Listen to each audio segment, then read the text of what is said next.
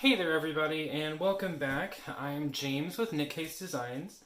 I am super excited to show you the cut of the Love Potion number 9 cold process soap. So we talked yesterday about how I made this soap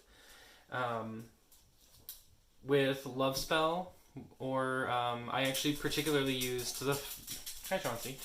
I use the scent Loving Spell from Nature's Garden.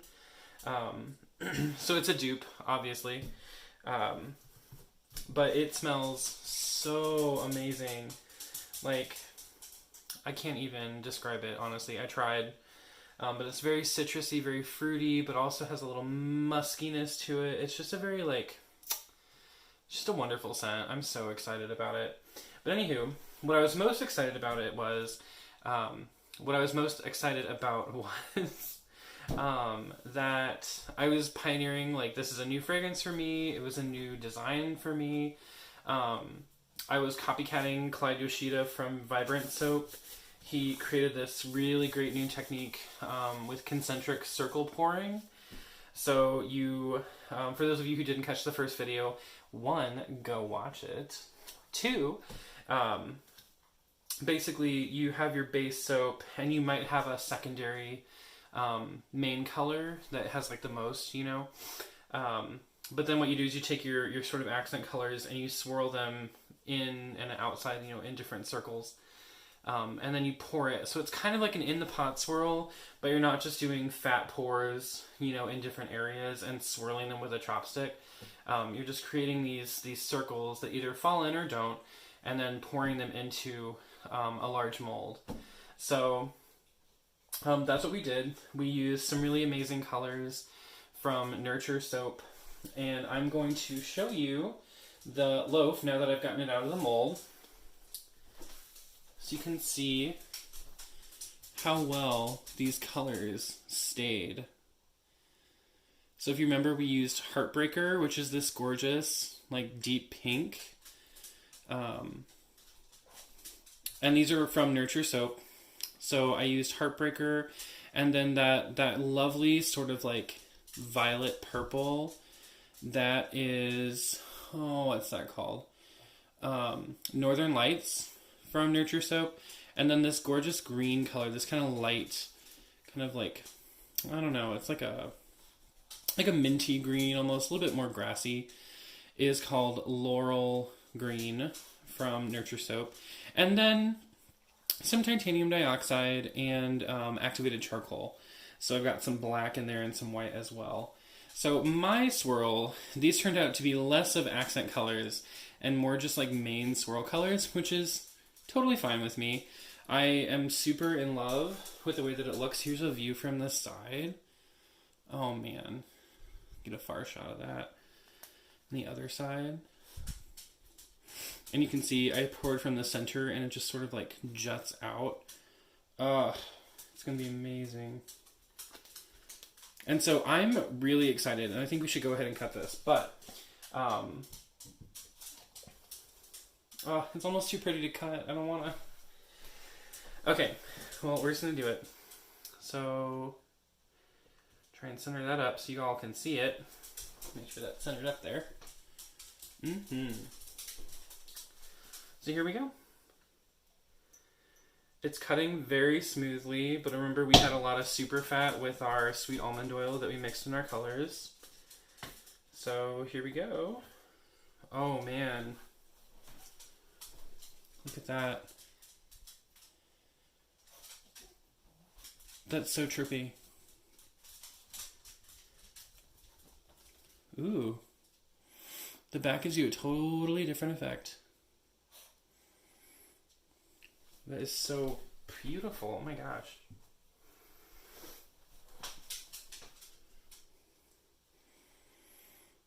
I feel like this would be, one, I love that it's Love Spell, or as I'm calling it, Love Potion number 9.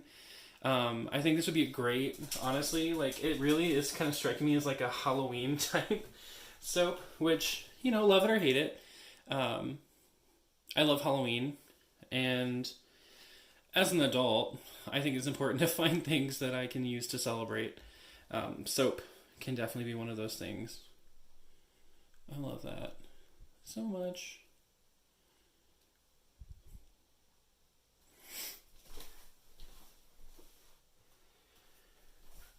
And this is like a twofer here because I've got a bar mold that I did. It was like my secondary mold for my minis. I like whatever's going on right here. That's neat. And it looks like I did get some glycerin rivers in the thicker veins of the white soap, but remember that had a higher concentration of distilled water in it. You can probably see if I pull up real close. See these little sort of yellow veins in the white soap? So those are glycerin rivers. These are totally natural. Glycerin is a natural byproduct of the saponification process, so the interaction between the lye and oils. Glycerin is an amazing humectant. It draws moisture to the skin. It is completely harmless to anything. Although, if depending on like the design that you're going for, let's focus that in, it could, affect your design negatively. I typically pull out a lot of my water because I want to normally avoid these at all costs. And I do make, for example, my honeysuckle soap is entirely white. So if I had glycerin rivers running straight through it, it wouldn't be as attractive, at least to me, as I think it could be. So that being said, I think in this type of soap where these lines are so thin and they're so well contrasted by everything else, it really doesn't bug me at all to see those glycerin rivers. And in fact, you can also use them intentionally, right? Like say you're doing, I don't know, I know that there's a fragrance that Nature's Garden carries called like Witch's Brew. Like imagine if you're doing like a Halloween themed soap. Then, I feel like that would be really appropriate. I think this one has like a great sort of like dispersion of the green.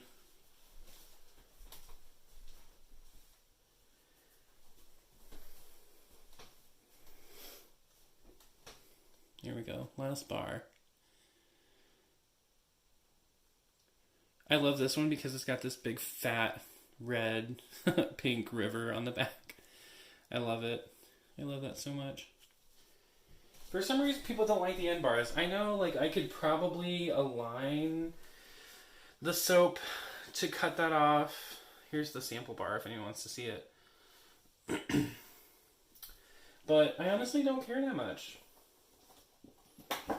Like, I think good soap is good soap, and it's still gorgeous. And if you don't like it, you don't like it, and that's fine. So here is our sample bar. Our minis. So you can see they're probably like 1.5 inch size bars, and then I'm going to be cutting them to 1 inch. So they're going to be like just small samples. Excuse me. I'll probably sell these for just a couple bucks. Get some of this soap off so we can get a nice clean cut. Ew. Get that off there. Alright. Let's do it. Wow, it's just such a low profile. Boom.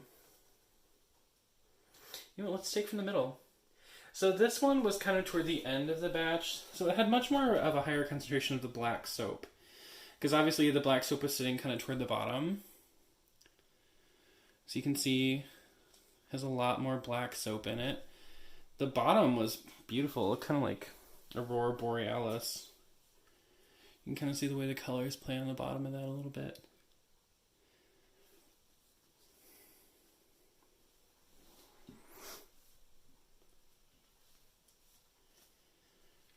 So yeah, these definitely got a lot more of the black coloring. There's nice. Yeah.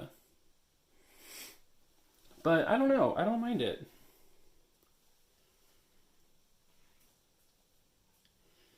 I think if I were to do these again, which of course I probably will, like I would definitely sort of rethink maybe my accent colors being a little more sparse.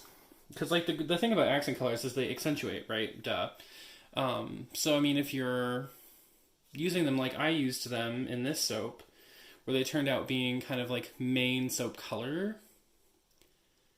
as in they took up a larger percentage of the total soap color, then of course they're going to be like standing out, or they're going to blend more into the texture rather. But if you make them a little more sparse, then they'll show up a little bit better. Like they'll be more pronounced, a little better, like accentuated. That's a good word for it. Yeah. But I just love the top swirl on these. Ugh. That soap batter was so fluid. It's just wonderful to work with. I highly recommend this fragrance oil. It is just so easily workable. I soaped around room temperature. My lye water was definitely a little cooler than my soaping oils. Typically, it's recommended that you soap with your lye and your oils within about 10 or 15 degrees of one another. For cold process soap making. For hot process soap making, it does not matter. Hot process, you basically cook it. So you're forcing the saponification process because, as you know, the saponification, or might not know, I just sounded pretentious as hell, didn't I? So the saponification process is exothermic, which means it produces heat by the nature of the reaction between the lye particles, sodium hydroxide particles, and the fats, the oils. And so that heat generated creates the saponification process to convert the fat molecules to soap, right? So it's that. So in a hot process soap, what you do is you put it in a crock pot, and over like a consistent like heat, you essentially force the saponification process, and you've basically you can cut really hard down on your cure time. So where a normal soap, depending on how much water you're adding, can take anywhere from 3 weeks to 6-8 weeks to cure, or for things like a Castile soap, even like 6 months to get a full solid cure. You can cut that down to maybe like 2 weeks or less with a hot process soap. The thing about hot process soap is as soon as it's out of the mold, it's technically ready to use, but the longer you let it sit, the harder it gets, the more like time it has for water to evaporate out. So it can just be better for the longevity of the bar of soap. I use a fair amount of soft oils in my soap. So even at their maximum sort of curedness, my soaps, depending on how you use them, I use them, I'm a bigger person, frankly, and I use my soap every day. So, a bar of soap from my line will last me probably about 2.5 weeks. And that's, of course, using an appropriate, using an appropriate style of soap dish. So allowing air to pass underneath it, dry it out. But then, if you use soap sporadically, I don't know, or if you're using this as a hand soap, or something like that, it's going to last a long time. But for me, it's more about the feeling of the soap and the way that it treats my skin. That's more important to me than how long it lasts, if that makes sense, at least for me. And I love the creativity of it all. So that's really what I get out of it. I am literally in love with these bars. Oh, here's that one with the cool shape in it again. Oh my god, I love it. So let me know what you think in the comments below. That's it for this video. Do you love it? Do you hate it? Do you think the colors match the fragrance in your mind?